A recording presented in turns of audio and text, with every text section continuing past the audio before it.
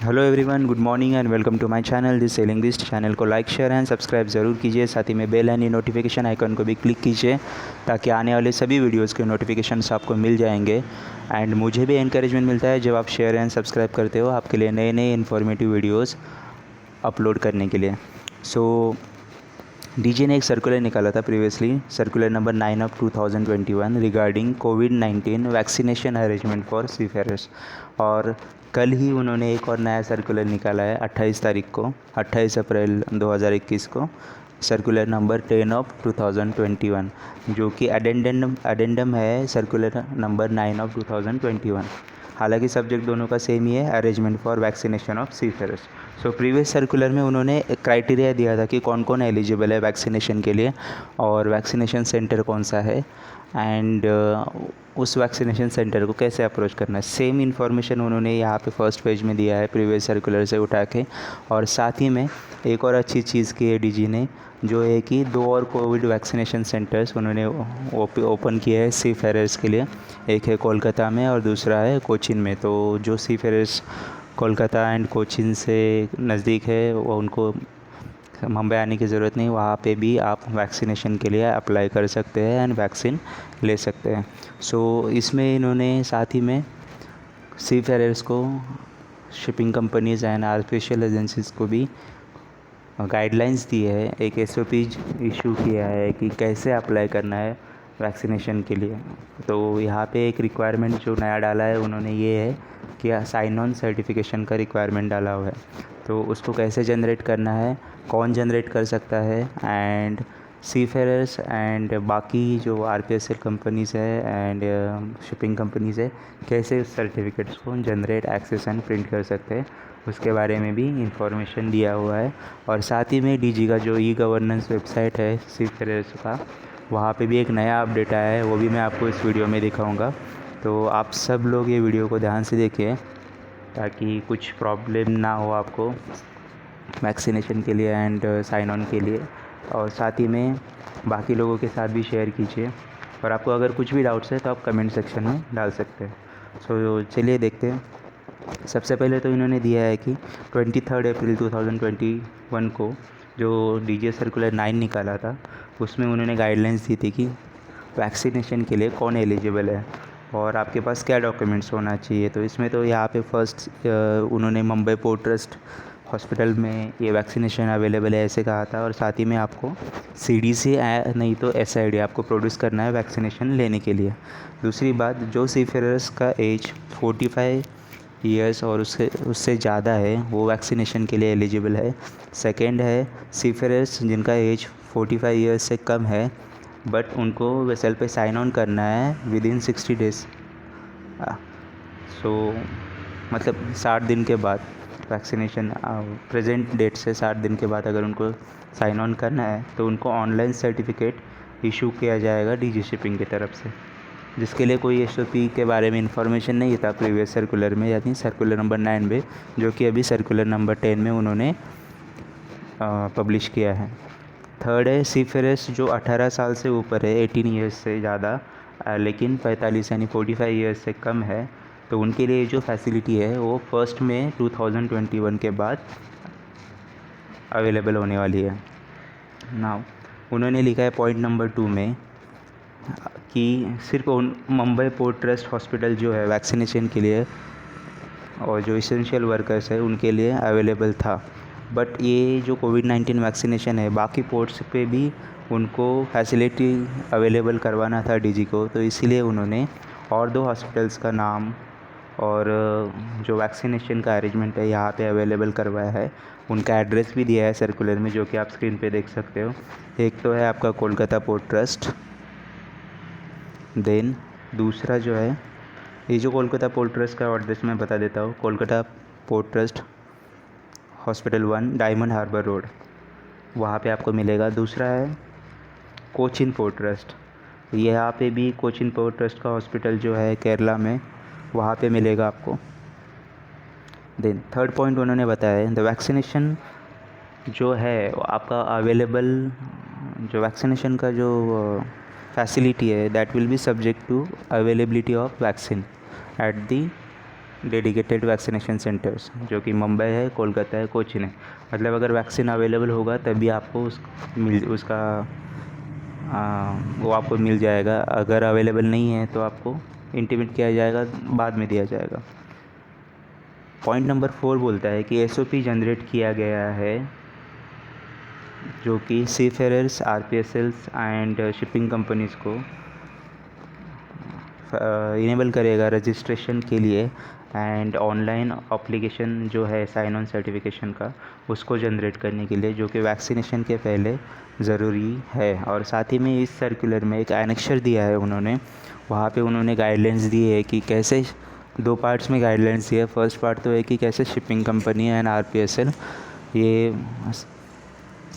Application generate कर सकती है, और पार्ट बी में बताया है कि ये तीनों यानी कि शिपिंग कंपनी, आरपीएसएल एंड सीफेयरर्स कैसे उस साइन ऑन सर्टिफिकेट को जो डिटेल्स है उसको कैसे एक्सेस कर सकते हैं एंड उसका प्रिंट आउट ले सकते हैं या फिर व्यू कर सकते हैं। सो बेसिकली आपका जो वैक्सीनेशन के लिए जो एप्लीकेशन है that has to be filled up by RPSL और shipping company and seafarers and और सीमेंस, वो हम लोग जो है सिर्फ उसको व्यू, प्रिंट या एक्सेस कर सकते हैं। तो मैं बताऊंगा कि वो कैसे एक्सेस करना है। पॉइंट नंबर 5 में बताता है, where as the seafarer, RPSL and shipping company are required to register on the DGS website for the vaccination as per the above mentioned SOP. They are required to get themselves registered on CoWIN portal also and schedule his her vaccination appointment at, यहाँ पे website दिया है, with the respective port trust hospital.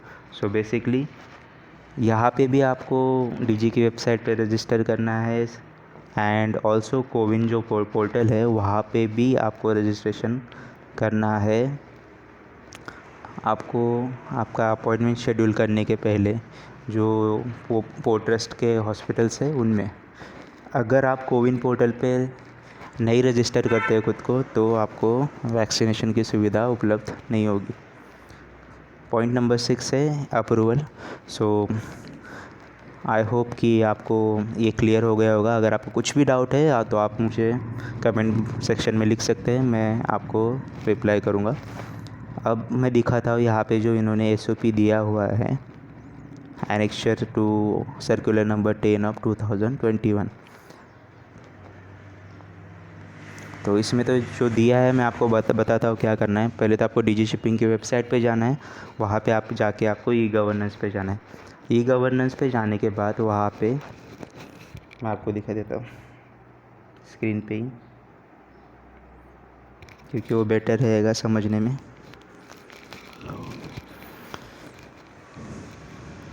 तो आगे DG shipping का website, यहाँ पे आपको जाना है ई गवर्नेंस पे। ई गवर्नेंस पे जाने के बाद आपके ऑप्शंस ओपन हो जाएंगे, ये सब तो आप जानते हैं, फिर भी जो लोग नए लड़के हैं उनके लिए यहाँ पे जाना है आपको। अगेन ई गवर्नेंस, आप यहाँ पे आने के बाद आप देख सकते हैं आपको आपका विंडोज़ नंबर एंड बाकी डिटेल्स डालनी है।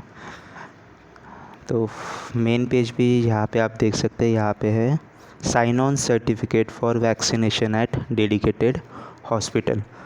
तो यहाँ पे क्लिक करना है, जो कि ये क्लिक करेंगे RPSL and shipping companies only they can fill, वही लोग आपका ये रिक्वेस्ट जनरेट कर सकते हैं। एंड हम लोग यानी कि सीफेयरर्स लोग बस उस चीज़ को व्यू, एक्सेस एंड प्रिंट कर सकते हैं इंफॉर्मेशन के लिए। सो यहाँ पे आपको ऐसे एक्सेस करना है। अब मैं आपको दिखा देता हूँ।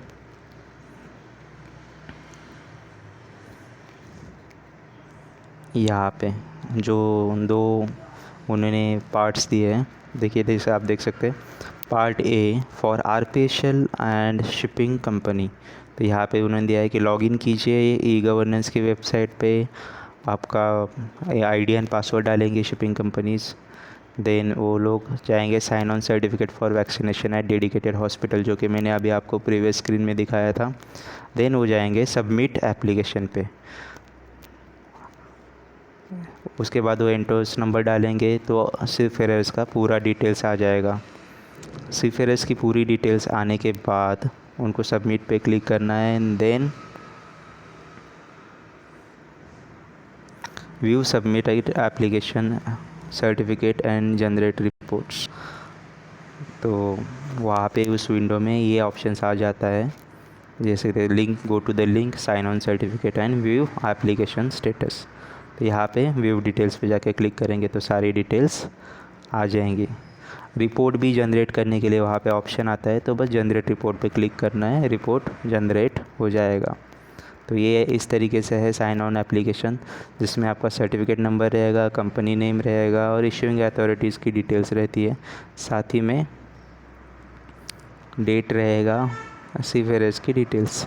अब पार्ट भी जो आप यहाँ पे देख सकते हैं, for seafarers to view submitted details print sign on certificate for vaccination. तो जैसे कि आप यहाँ पे देख सकते हैं, उन्होंने क्लियरली मेंशन किया है, seafarers can only view, print and access the sign on certificate details. तो आपको सेम चीज़ करना है, आपके आईडी पे जाके लॉगिन करना है। लॉगिन करने के बाद आपको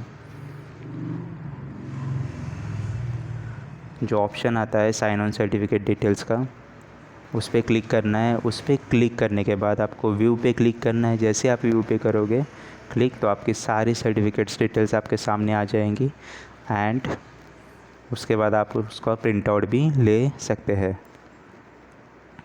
सो ये था सर्कुलर नंबर 10 ऑफ 2021। मैं फिर से रिपोर्ट करूँगा और कुछ जो मेजर इन्फॉर्मेशन है, मेन इन्फॉर्मेशन है जो आपको चाहिए इसके लिए। सबसे पहले चीज़ तो है, मुंबई पोर्ट ट्रस्ट के साथ Kolkata and Cochin port trust पे भी वैक्सीनेशन अवेलेबल है। 45 ईयर्स के ऊपर के सीफेयर्स को, लेस दैन 45 के ईयर्स जो है जिनको और वैक्सीनेशन की ज़रूरत है, और साथ ही में जिनको साइन ऑन भी करना है 60 दिन के बाद, उनको भी साइन ऑन सर्टिफिकेट जनरेट करके थ्रू कंपनी एंड RPSL आपको, और साथ ही में कोविन पोर्टल पर भी रजिस्टर करना है। और ये दोनों चीज़ें होने के बाद आप आपका अपॉइंटमेंट शेड्यूल कर सकते हैं इन हॉस्पिटल्स पे, और वहाँ पे जाके वैक्सीनेशन ले सकते हैं। अगर कोविन पोर्टल पे नहीं रजिस्टर करोगे तो वैक्सीनेशन नहीं होगा। बाद में जो सीफेयर्स है जिनका एज 18 ईयर्स से ऊपर है लेकिन 45 से कम है, उनको वैक्सीनेशन अवेलेबल होगा 1 मई 2021 के बाद, वो भी अप्लाई कर सकते हैं। वैक्सीनेशन लेने के लिए जब भी आप कोविड सेंटर पे जाओगे, आपके पास आपका CDC नहीं तो SID होना बहुत ज़रूरी है। दोनों में से एक डॉक्यूमेंट चाहिए, अदरवाइज़ वैक्सीनेशन अवेलेबल नहीं होगा। तीनों हॉस्पिटल्स के डिटेल्स, मुंबई पोर्ट ट्रस्ट का जो हॉस्पिटल है उसका डिटेल्स है सर्कुलर नंबर 9 में, और कोलकाता एंड कोचिन का डिटेल्स है सर्कुलर नंबर 10 में। दोनों सर्कुलर्स का लिंक मैं डिस्क्रिप्शन बॉक्स में डाल रहा हूँ, जहाँ से आप उन्हें एक्सेस कर सकते हैं। तो आपको अगर कुछ भी डाउट है तो आप मुझे कमेंट बॉक्स में लिखिए, I will try my best to solve your doubts. Thank you very much, stay safe and take care.